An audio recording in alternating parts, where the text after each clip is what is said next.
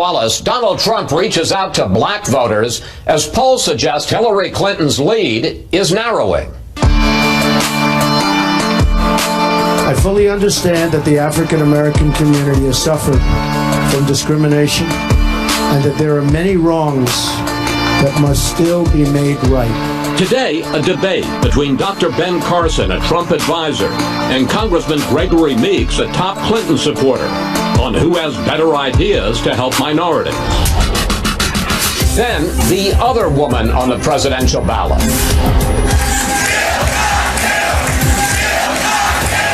Dr. Jill Stein, the Green Party's nominee, on her strategy for November. Plus, Clinton faces new scrutiny over her responses to the FBI as her race against Trump begins to tighten. We'll ask our Sunday panel how the new revelations will play with voters. All right now on Fox News Sunday. And hello again from Fox News in Washington. Hermine, the once and apparently future hurricane, has already claimed the lives of 2 people. It's moving slowly up the eastern seaboard, leaving hundreds of thousands of people without electricity, and it's set to do even more damage. Fox News meteorologist Maria Molina is live in Atlantic City, New Jersey, with the latest. Maria.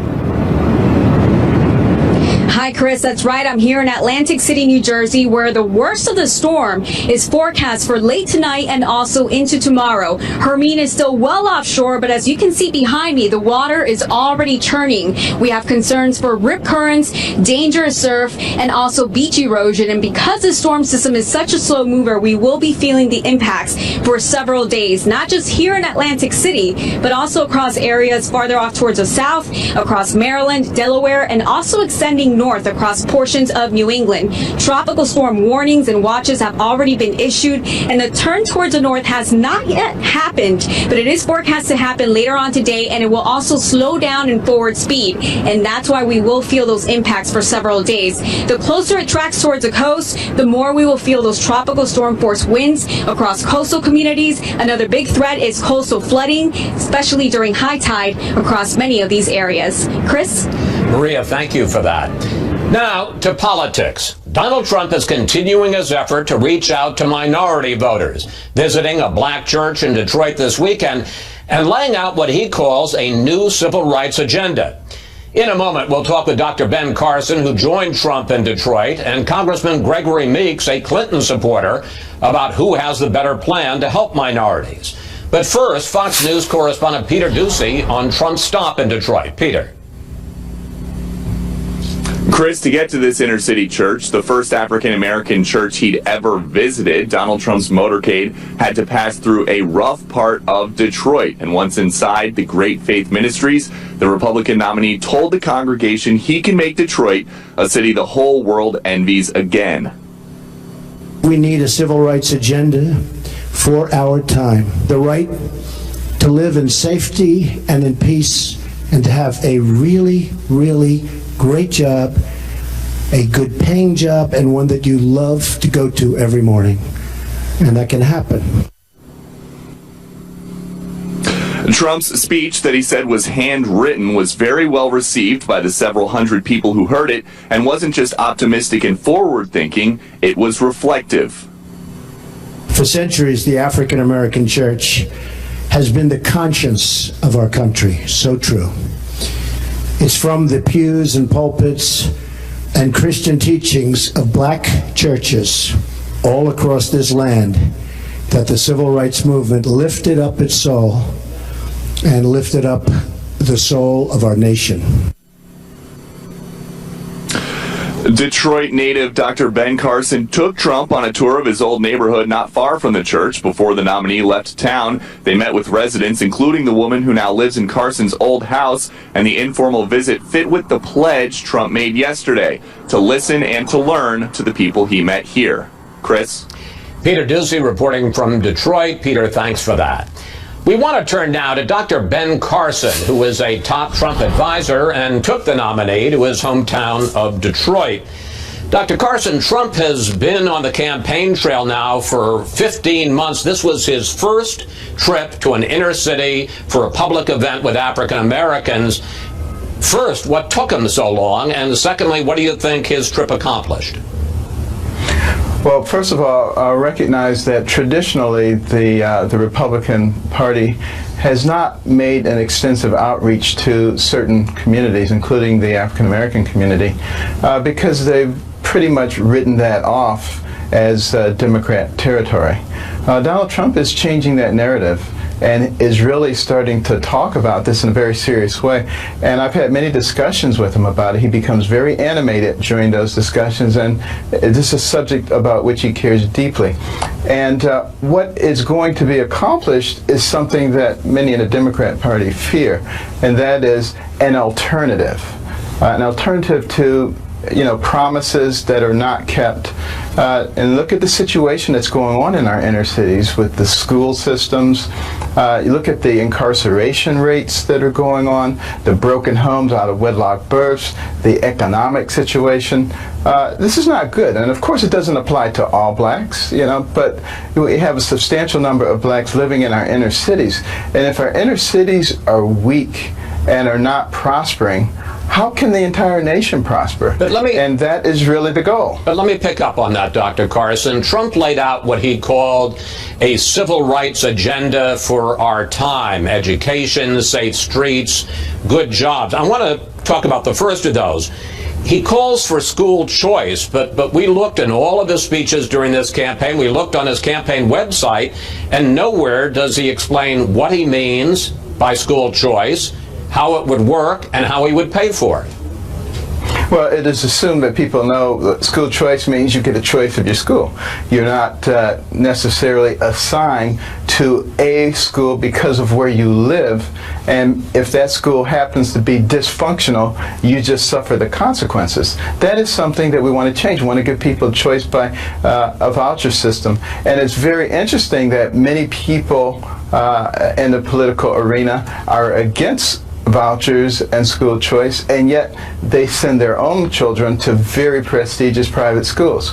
We're fully recognizing that if you give a person a good education, it doesn't matter what their racial or economic background is, they basically will be able to write their own ticket. This should be a very high priority for us, and it was for those who founded this country. And they talked about the need for an educated and well-informed society, particularly Benjamin Franklin and Thomas Jefferson. But let me pick up on that, because Trump has also called for abolishing the Department of Education, which gives out $1.4 billion a year in what's called Title I funds for schools that are dealing with impoverished students. Here's what Hillary Clinton had to say about Trump and his outreach to African Americans. It really does take a lot of nerve to ask people he's ignored and mistreated for decades, what do you have to lose? Because the answer is everything. Dr. Carson, how do you respond to Clinton? I would simply respond by saying it's really the Democratic Party that has the explaining to do. They've been in charge of our cities for a long time. The city I grew up in, Detroit, was once the most prosperous city in the United States. Some people say in the world. From there, it went to the largest bankruptcy. That was not a coincidence. And we see that in our large cities across the nation under Democratic control. That is a problem. And when that is happening, what Donald Trump is saying, why would you continue down that same pathway? The definition of insanity is doing the same thing, expecting a different result. The result will not be different. Now, he's talking about some real clear things. We've had some in-depth discussions about the $2.1 trillion that are overseas. Repatriating that money with no taxes, with the stipulation that 10% of it has to be used in enterprise zones and to create jobs for people who are unemployed, underemployed, or on welfare. You want to talk about a stimulus? That would be the biggest stimulus since FDR's New Deal, and it wouldn't cost the taxpayers one penny, and it also gets corporate America once again involved in their communities, which they used to be before the government took over and made a mess of it. Dr. Carson, Trump has a Hispanic advisory council, but after his hardline speech on immigration this week, several members of that council quit. Here's one of them. It was not a Republican speech. It was not a compassionate speech. I was very disappointed, and I'm not going to be part of that. Question: Do you, know what I would say? Do you worry that you're being used as a prop for black voters, and that supporting Donald Trump will end up hurting your credibility in the black community? It's not about me. It's a long time ago. It's not about me. It's about our nation. But I would suggest, Chris, go back and look at the 1995 State of the Union address by Bill Clinton and see what he said. He said, illegal aliens are creating big problems for us, and we're going to put a lot more Border Patrol people on and secure our borders, and we're not going to have people able to work who come in illegally, and we're going to cut off their welfare benefits, and we're going to deport people in record numbers. You know, he says basically the same thing, but when he says it, wow, great standing ovation, this is a great president. And when Trump says it, it's hate speech. What hypocrisy. What incredible hypocrisy. I've got about a minute left, and I got to ask you one final question, and that is about the fact that the FBI released its files this week into the investigation of Hillary Clinton and her use of a private email system. Your reaction to the facts that were released? Well, it's very troublesome. You know, she claims not to remember many things. Do you want somebody with an inability to remember in the White House? Or do you want somebody who is a prevaricator in the White House? Well, you get a choice. Or do you want to maybe go in a completely different direction altogether? You know, everything is a coincidence. I know it looks bad, but you know, it's not really that way. And we're really very honest people. And we don't use our office to enrich ourselves. I know it looks that way and everything points in that direction, but believe us, we're wonderful people. I think at some point people begin to see through that. Dr. Carson, we're going to have to leave it there. Thank you. Thanks for your time on this holiday weekend, sir. Thank you. Joining me now, Congressman Gregory Meeks of New York, chairman of the Congressional Black Caucus PAC. Congressman, welcome to Fox News Sunday. Good to be with you, Chris. Do you give Donald Trump any credit at all for going into an inner city and meeting with African Americans? No, because it's not real. Donald Trump has a career here in New York where this is his first time visiting a black church. And so here again, you have what I think is a bait and switch scenario that Donald Trump is trying to put on and to, you know, in the words of Marco Rubio, con the American people, in this instance, con African Americans. It's clearly, his record speaks for itself. You say that he's trying to con them. Do you think that Donald Trump is a racist? Well, I just say that some of the things, as indicated by the Speaker, by Senator Scott, not by me, some of the things that Donald Trump has said clearly are racist. They've indicated it, that those were remarks that were racist in character. So I can only go by what one says and what one has done. And clearly, if you look at Donald Trump's record from the time that he started out with his father with the lawsuits and to the birther statements and to not acknowledging David Duke immediately to there goes my African American. Those are all statements. What do you have to lose? Those are all statements that I would say lend one to believe that he has racist tendencies. At least those are what his beliefs are, if you believe what he says. But Congressman, doesn't Trump have a point that things are not getting better in America's inner cities? I want to put up some numbers. 26.2% of blacks now live below the poverty line. 25.5% of food stamp recipients are black, and black home ownership is 41.7%. Congressman, all of those numbers are worse since President Obama took office.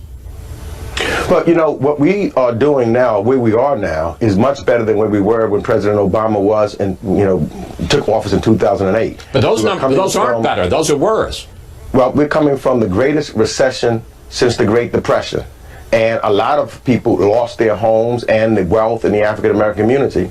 And we got to build back, and that's why it's important that we have the kinds of policies that are being talked about by Hillary Clinton that will help build back and reduce income disparity, That's why we also have to make sure that we are raising minimum wage and focused on small businesses, which is important. That's also why we've got to make sure we're protecting historically black colleges and investing in historically black colleges for education and talking about education that's affordable and free for some, so that the key to tomorrow in America is a better education or trade. And these are all subject matters of which Hillary Clinton has been talking about. But Congressman, do you hear anything in the very different Republican ideas about school choice, about enterprise zones, about renegotiating trade deals that have taken jobs out of America's inner cities? Do you hear anything in those Republican ideas that you think maybe that's an interesting alternative? No, well, I think that if you go to Washington, for example, there's an idea that Mr. Jim Clyburn from South Carolina put forth called the 10-20-30 plan to help eradicate poverty in America. And I think that it has been embraced. I know it's been embraced by Senator Clinton, but also by Speaker Ryan. There's some kind of dialogue that we can begin to have and talk about, because I think that the issue is we've got to reduce the disparities that we have, because for sure disparities are great within the African American community, but you also got to reduce poverty. And when we talk about issues of poverty, for example, we don't say that those Republicans that represented Appalachia for years are responsible for the poverty that is there. So we've got to have this deep conversation, and I think the conversation could be had on a bipartisan basis, dealing with specific policy as the 10-20-30. During the Democratic primaries, Bernie Sanders went after Clinton in several cases from the left. For instance, he noted that the welfare reform plan that she supported and her husband signed into law in 1996 resulted in more than the doubling of the number of Americans living in extreme poverty. He noted that the crime bill that she supported and President Clinton signed in 1994 dramatically increased the number of blacks going into prison and the amount of time that they spent there. Isn't that part of the Clinton record? Well, you know, I think that if you put into perspective what was taking place at that time, and when you look at the crack epidemic and that was going on, much of that took place at that time is taken out of context when we talk today. If you recall, at that time, the income disparity between African Americans and others was shrinking. You talk about unemployment was the lowest that it had been. In fact, so many good things were happening in the African American community that some was calling Bill Clinton at the time the first African American president. So you don't speak of that now, but when you think about small businesses, of which Hillary Clinton is focused on, an investment in urban America and inner cities, creating businesses and opportunities for African American communities, utilizing minority businesses, that was all positive and something that Hillary Clinton talks about today. Finally, and I got about a minute left for this, I want to ask you to respond to what Dr. Carson said about the release of the FBI files into the emails. More than 24 times during that interview with the FBI, Hillary Clinton said she could not recall, did not remember key events. It turned out she didn't have one BlackBerry, as she had told the press. It turned out she had 15. Your response? My response is that it's clear. Hillary Clinton has gone through several hearings in Congress. Now you've heard the FBI director say that there's nothing that she did that was criminal or anything of that nature. Well, he didn't say it was criminal, but he did say it was negligent and extremely careless. Yeah. You heard that the secretary say that if she had a chance to do it again, she wouldn't have done it. She's been apologetic about that. But there's been nothing. There's been no smoking gun, as the Republicans talked about. You heard my colleague on the Republican side, McCarthy, said all of this was about from the beginning, whether they're talking about Benghazi or other items, was just to try to discredit Hillary, because when you talk policy issues and how we take this country forward, you can't compare. And so you try to divert, so there's smoke and no fire. Congressman Meeks, thank you. Thanks for coming in today. We look forward to talking to you again, sir. Thank you. Up next, we'll bring in our Sunday group to discuss Trump's trip to Detroit, reaching out to black voters. Plus, what would you like to ask the panel about Trump's inner city events? Will his pitch resonate? Just go to Facebook or Twitter at Fox News Sunday, and we may use your question on the air. 0% of support in some swing states of African Americans is heretofore well-deserved of his policies. I actually think the fact that you pointed out that these policies he stated yesterday are not on his website, and his history. I mean, I think the reality here is that most African Americans have come to know him from his attacks on the first African American president, his birtherism, but also his history. The New York Times has a long, detailed story last week about Trump Industries and a history of housing discrimination that goes back 30 years. So I think there's a long record here, and 2 months before the election, having never gone to a black church or even engaged in discussions with black audiences, I think people see this as a transparent attempt to make up something where he's far behind. He's far behind McCain's numbers, Romney's numbers with African American voters, which weren't strong, but he's still far behind them. George? You say 2 months before the election. We're 19 days before the voting starts in some states. And Mr. Trump is saying essentially, never mind what I've said so far, I'm going to change. He campaigned for 400 days after announcing his candidacy and then said, I've got some regrets. He didn't say what they were, but he said, I've got some regrets. He goes to the black church, reiterates standard Republican views, school choice and all the rest. But people are supposed to forget he's a birther, at least he was. He's the one who said he'd sent, 5 years ago, I've sent investigators to Hawaii to investigate the president's birth, and people are going to be amazed by what they found. He hasn't told us, but again, they're supposed to forget that. He goes to Mexico and says, the people I've described as rapists are actually now exemplary Americans. Then he goes to Phoenix, and he chooses to be introduced by Joe Arpaio, the sheriff of Maricopa County, who's the very face of hostility to immigrants. I don't think it'll work. Obviously, the Hispanic vote, like all American votes, isn't quite monolithic.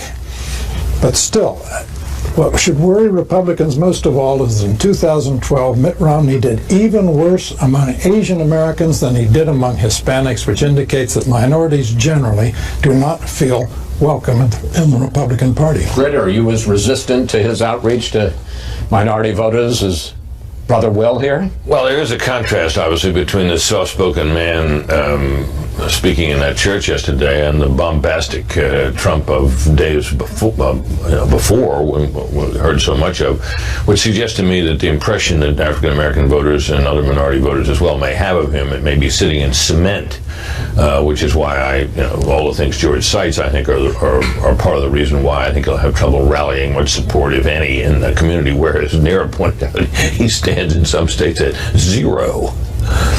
Yeah, that's bad. All right, let's turn to the issue of Hispanics, because Trump also tried to make an outreach this week to the Hispanic community. A couple of weeks of talking about softening his position on mass deportations. Then, as we see in the middle of the week, he went on Wednesday to Mexico City, met and had a very respectful press conference afterwards with Mexican President Peña Nieto, sounding a diplomatic note. But later that same day in Phoenix, he said this. Day one, my first hour in office, those people are gone. You can call it deported if you want. The press doesn't like that term. You can call it whatever the hell you want. They're gone. And Trump was talking there specifically about illegal immigrants who commit further crimes, not just coming across the border illegally, but further crimes once they get in. But despite that specific point, for all of this back and forth over the last 2 weeks, was he going to soften? Was he going to harden? Did it do him any good with Hispanic voters?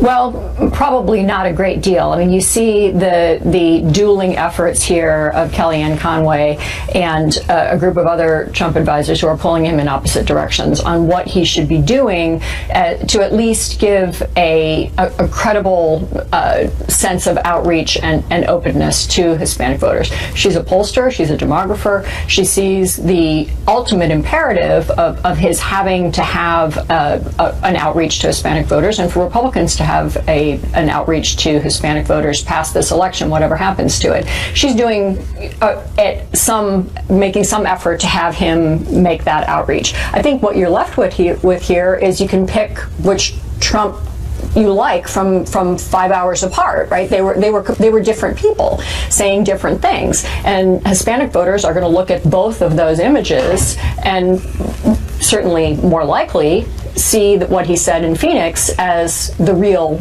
Donald Trump. But I want to pick up on this with you, Georgia, and let me begin first of all with this question, because we asked you for questions for the panel, and we got this on Twitter from Ron, who tweets, "Voters have their minds made up, especially the African American voters." So, George, let me ask you first of all, how do you answer Ron? But also, what about this point that you heard from Ben Carson, that you hear from Donald Trump? Look, you've had decades of Democratic government in America's inner cities. They control, they're the bosses in most of the elected officials in most American inner cities, and things have not gotten better in a lot of places. And as we pointed out in some statistics, they've actually gotten worse. It's indisputably true what Ben Carson says. The blue model of government, so-called, the alliance of the Democratic Party and the public employees unions, particularly the teachers unions standing athwart school choice, has not served the African community well, African American community that's in the cities. That said, there's no reason to believe that the standard Republican appeal, school choice, welfare reform, all the rest, that Jack Kemp brought to American politics, he ran as the running mate of Bob Dole, had no effect so far as I can tell. And I don't see it having any effect this time around. All right, we have to take a break here, but we'll see you panel a little later. Up next, the Green Party's presidential nominee, Jill Stein, on appealing to voters who are unhappy with the choice of Trump or Clinton. Plus, what do you think? Will the third-party candidates be real factors in the November election? Let me know on Facebook or Twitter at Fox News Sunday, and use the hashtag FNS.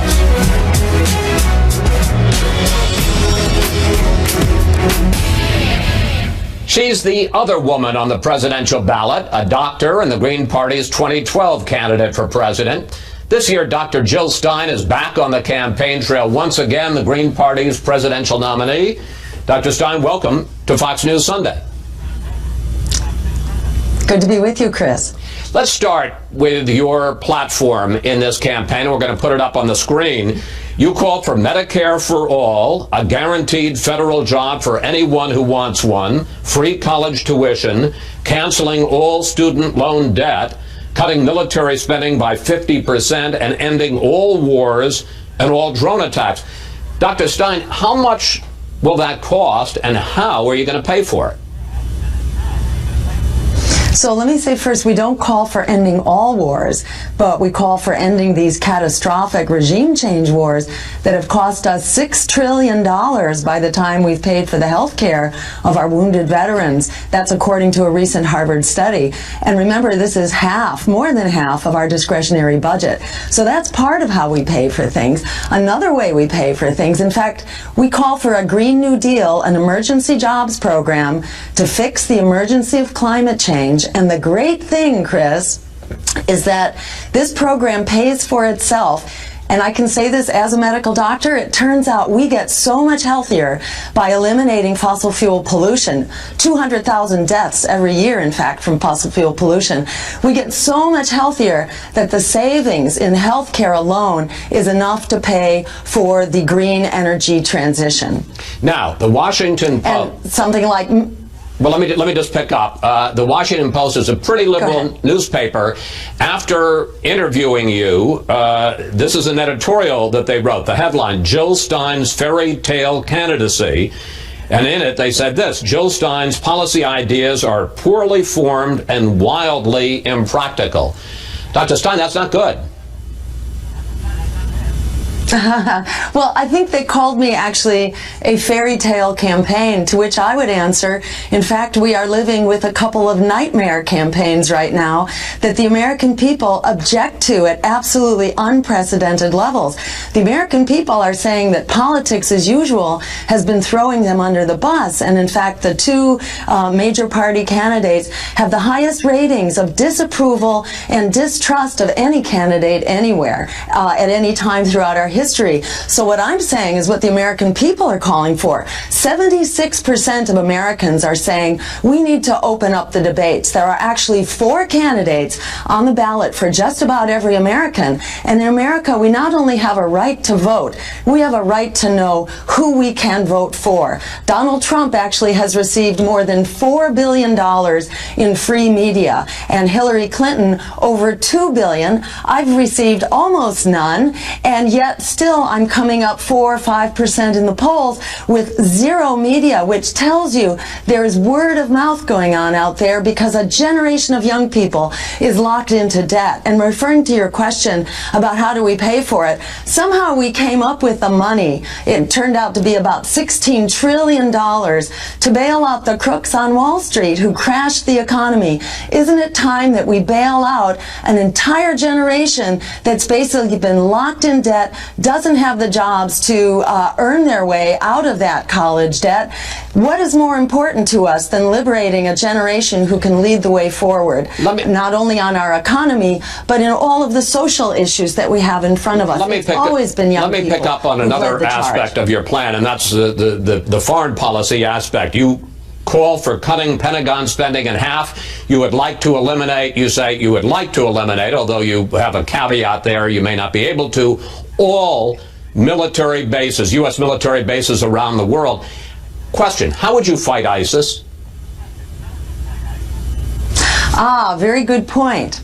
We would not continue to do the same thing that has failed catastrophically since 9/11, since the trade towers came down. Because what have we done with this $6 trillion, mind you, for just Iraq and Afghanistan alone, which, by the way, costs every American household $50,000 for those 2 wars alone? What have we done with this policy of regime change, this war on terror? Okay, but how would you fight ISIS? Failed states, mass refugee. I'll tell you in one sec. Failed states, mass refugee migrations, and worse terrorist threats, which is the point. It's not getting better. Every terrorist cause we've been fighting has only been increased and gotten stronger by dropping bombs and shooting them up with bullets. We need a weapons embargo to the Middle East, since we are supplying the majority of weapons which get out to all sides. We call for a weapons embargo, and we call for a freeze on the funding, including our allies. Hillary Clinton identified the Saudis as still the major funder of Sunni jihad terror around ISIS the world. And the people in Iraq and Syria who have also now developed plans? They have struck in the United States, they've struck in France, they've struck in Belgium and a number of other places. How are you going to protect us from them? So one thing we have to do is not keep doing what we've been doing, which has only made them stronger. Each terrorist threat has gotten worse. We created ISIS out of the chaos of Iraq. So let's not keep doing a proven I understand what you say we strategy. shouldn't do. What should we do? That's why we're calling, yes. What we should do is deprive them of weapons, deprive them of funding, freeze the bank accounts of our allies that continue to fund these terrorist enterprises, and close the border from Turkey so that the militias cannot cross over into Iraq and into Syria.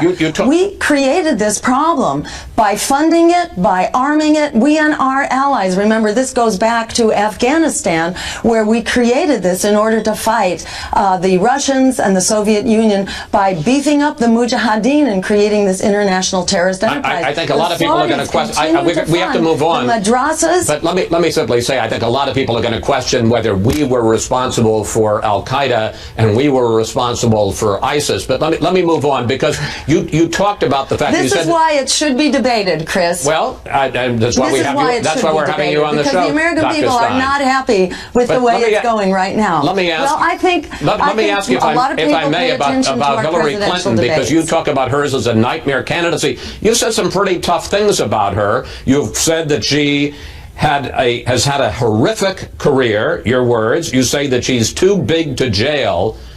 What's wrong with Hillary Clinton? Well, what I said about Hillary Clinton is that she cannot be the good guy in the white hat while Donald Trump is the bad guy in the black hat. Donald Trump says despicable things, but Hillary Clinton, unfortunately, has a record for doing many terrible things. Donald Trump talks about deporting Muslims. Unfortunately, Hillary Clinton has been bombing Muslims. 1 million people killed in Iraq alone, and we've only created a greater catastrophe there. The Republicans are the party of hate and fear-mongering, but the Democrats are the party of deportation, detention, and night raids for immigrants who, in many cases, have been forced to flee into this country as refugees from NAFTA, which Hillary Clinton and Bill gave the thumbs up to, in fact, signed, and Wall Street deregulation, which led to the disappearance of 9 million jobs here in America. Dr. So Stein? the things that are terrible right now in our economy are very much go back to the policies of the Clintons as much as the Republicans. Dr. Stein, we're going to have to leave it there. We thank you very much for coming on. And you can't say that you've had zero media exposure anymore because you've been here. Thanks so much. And I appreciate it. And I look forward to getting into the debates so the American people can hear the full story. Thank you. When we come back, the FBI releases files from its investigation and interview of Hillary Clinton. We'll bring back our Sunday group to discuss what she told them and the impact it will have on her campaign. Such things as the mishandling of classified information, negligence in the handling of classified information would be utterly disqualifying. In this particular year, under the circumstances, given the nature of the opposing candidate, she's ahead. Whether over time this stuff, and there's likely to be more of it, will weigh her down to the point where people just might find it in their hearts to vote for the alternative is the question. Based on the polling we've seen so far, it doesn't look like it will be enough, but it's something to watch out for. Nira, we should point out you are close to the Clinton campaign. You've been an advisor to her over the years.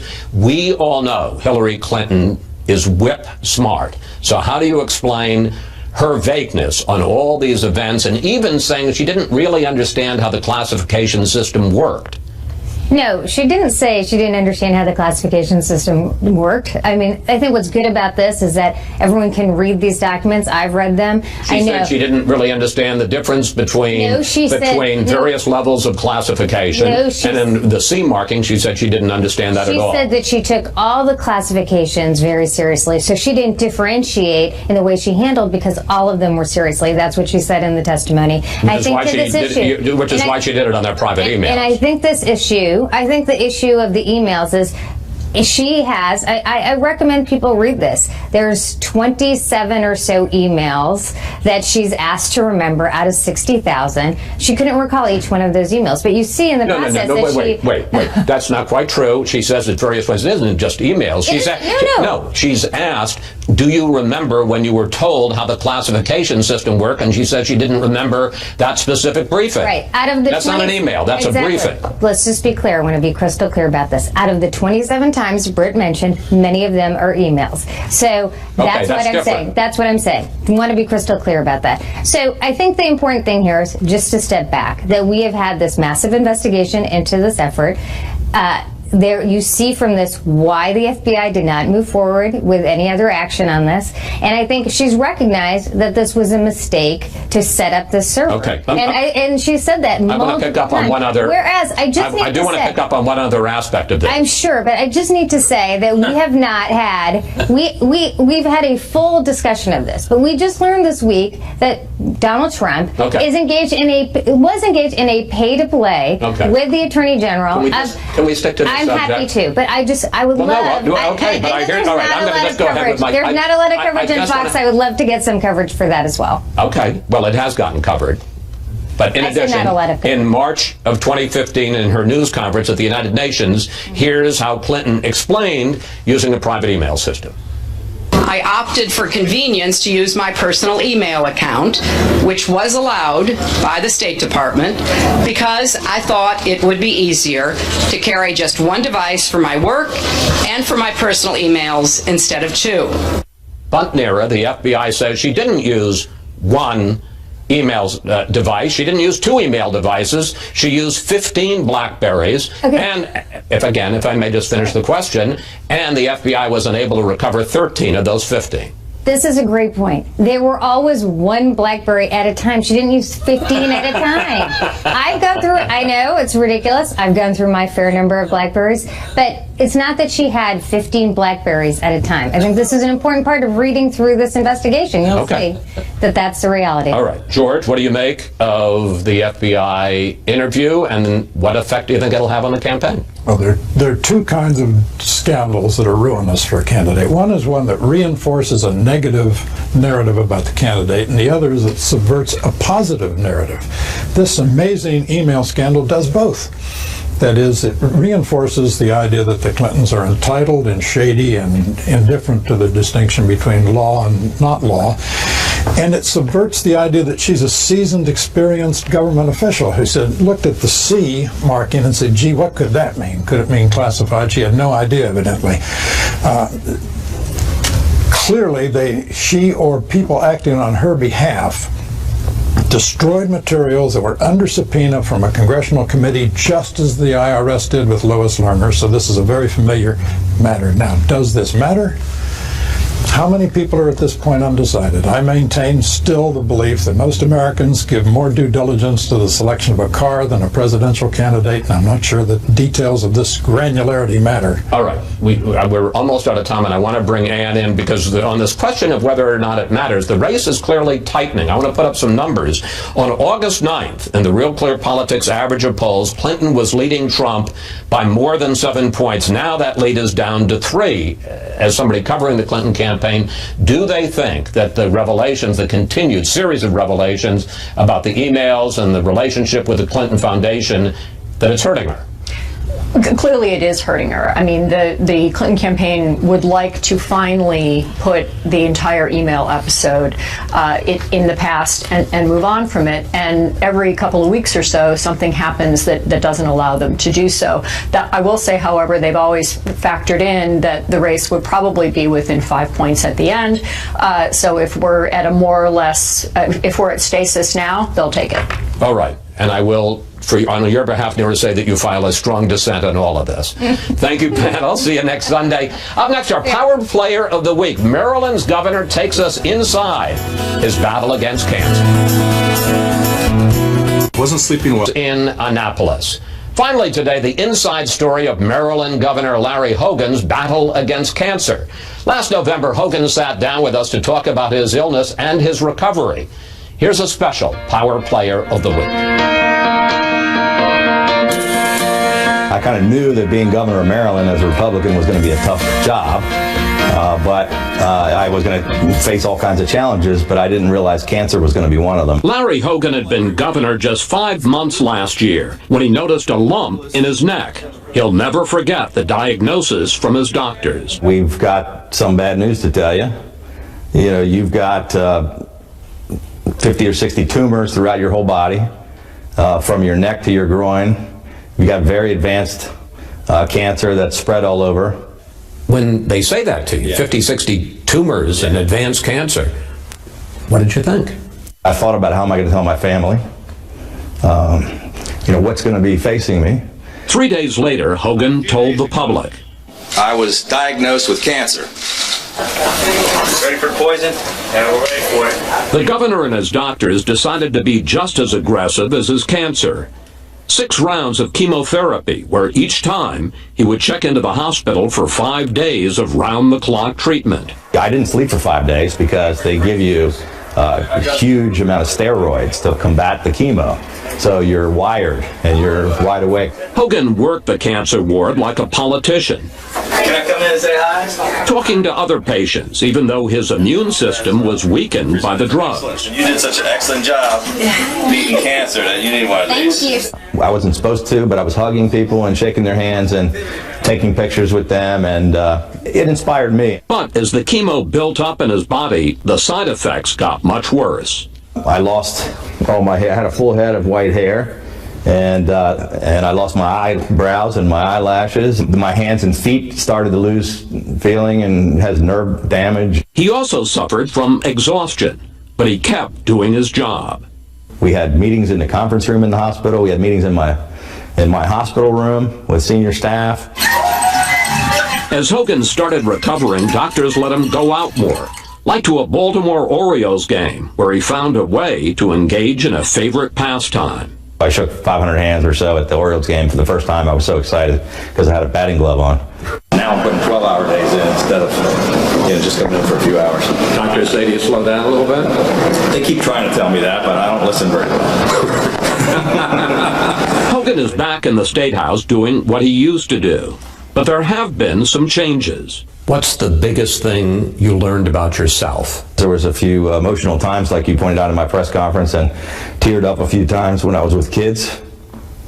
But I'm also pretty tough. He's also found a new mission as an advocate for cancer research and treatment. Hopefully I'll be done with this soon, as far as my own personal fight, but I'm not going to be done with the cause. Hogan is in a different fight this week. He ordered Maryland public schools to extend summer vacation till after Labor Day, starting next year. School officials and some politicians say that should be left to local school boards. And that's it for today. Have a great holiday weekend, and we'll see you next Fox News Sunday.